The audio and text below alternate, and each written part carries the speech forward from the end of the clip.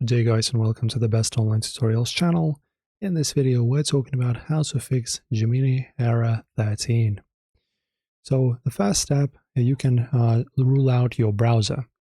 So just open Gemini in an incognito or private window. So you just, for example, go to Gemini, okay, and then just open it up in incognito window like this. Okay, and then just try generating your images or whatever you're doing and see if this error persists, because incognito actually can rule out a lot of errors and issues because it doesn't keep your data, right? It's a blank slate. It doesn't keep the cache. It pretty much just deletes everything once you close the window. So just try this method first. Then, if you're still stuck, you can check your network.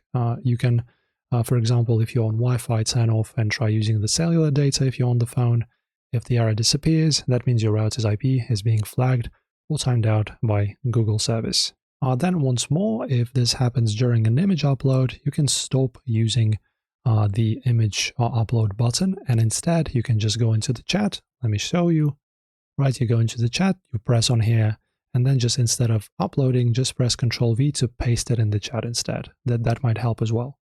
So just try these methods. Hopefully they sort you out. If they did, don't forget to leave a comment in the comment section as well. And thank you for watching.